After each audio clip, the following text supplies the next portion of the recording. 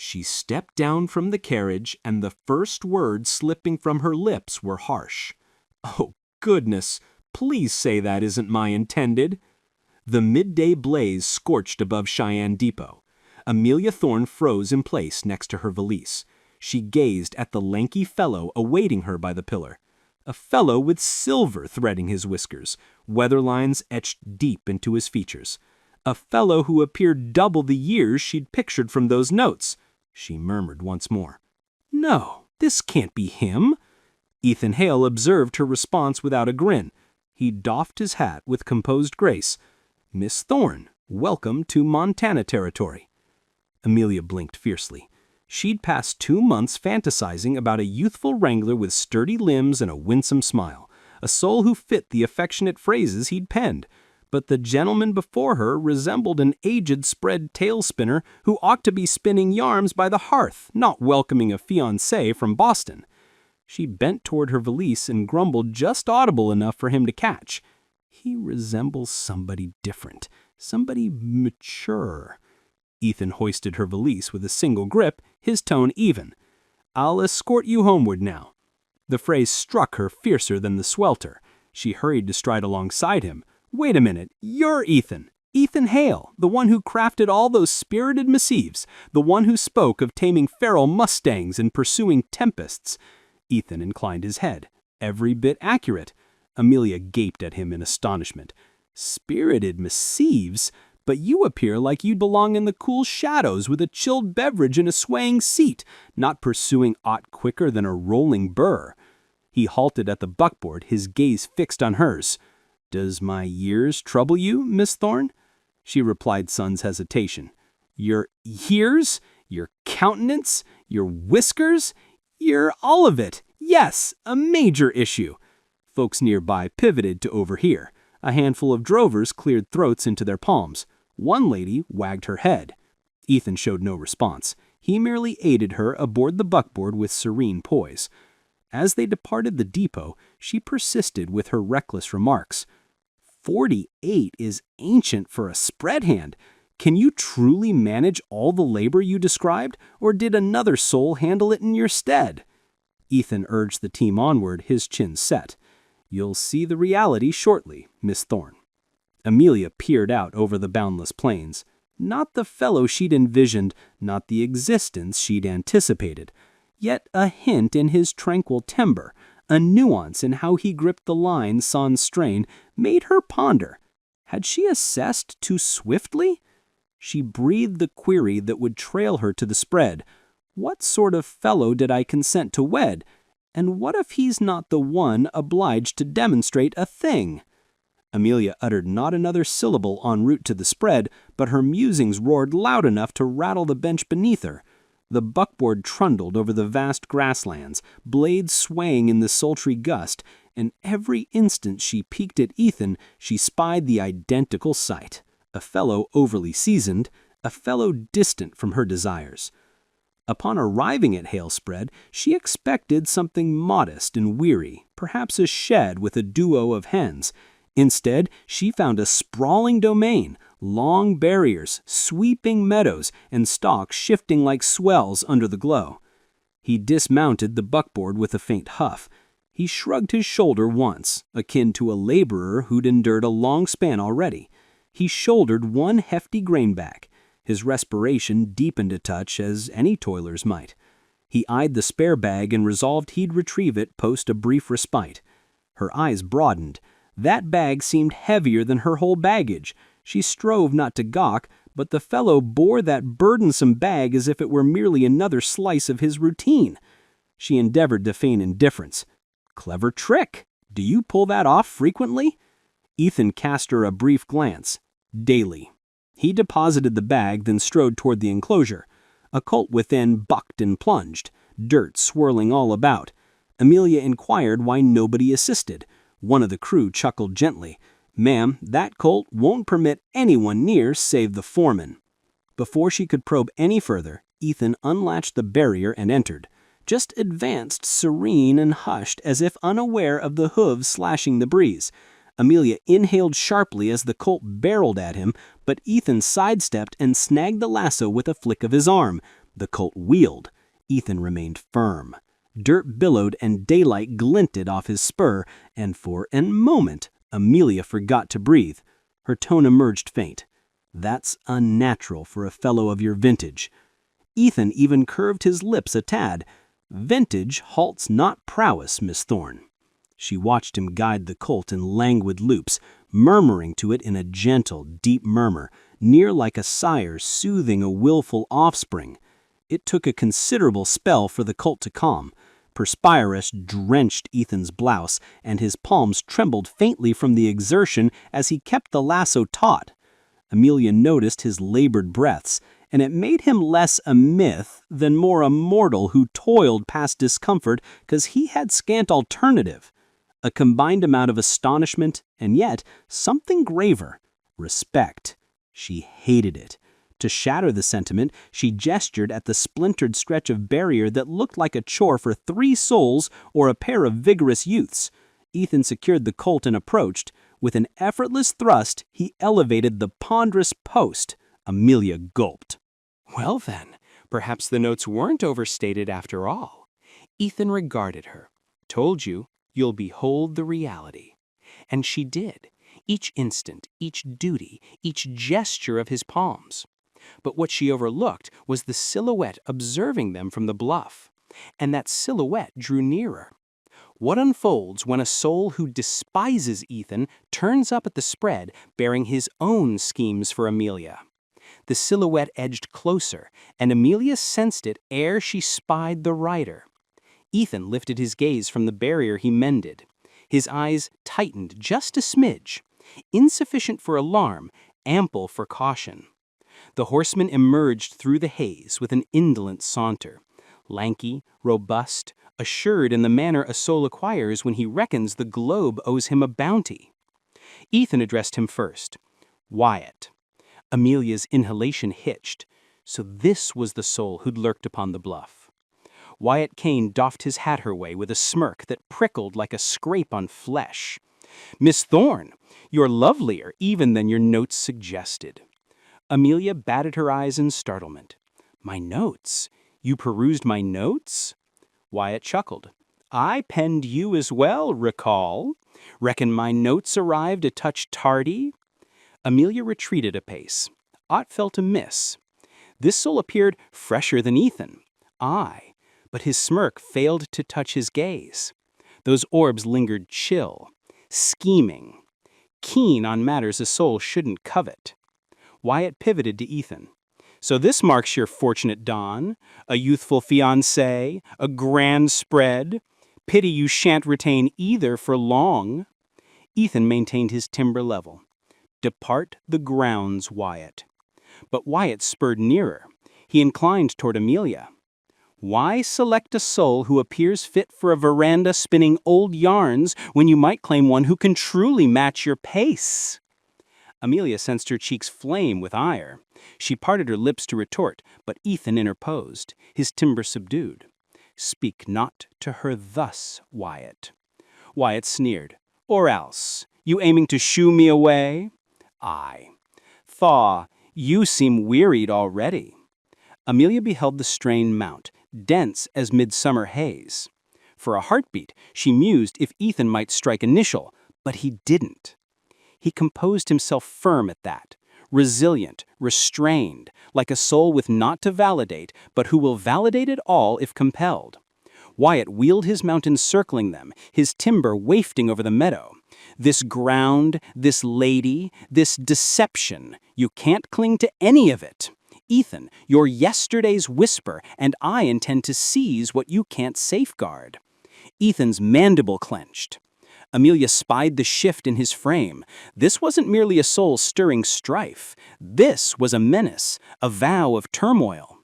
Wyatt departed amid a plume of grit trailing him. Amelia watched him dissolve into the rises. She wheeled to Ethan.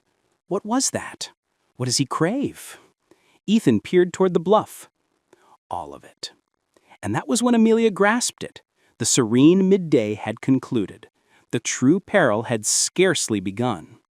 Before we press on, draw a deep breath. Fetch a mug of coffee if you've one handy. Share with me where you're tuned in from and what hour it strikes for you just now. And if you crave further yarns like this, by all means, tap subscribe. It helps more than you'd guess.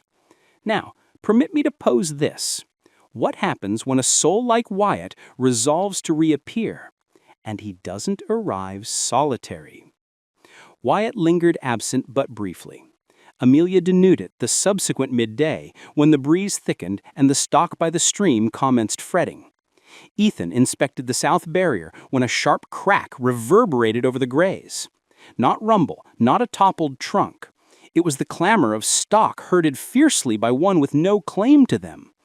Amelia perched on the knoll and beheld Hayes ascend in a broad curve. Wyatt had returned, urging Ethan's flock toward the stream. He wasn't unaccompanied this instance.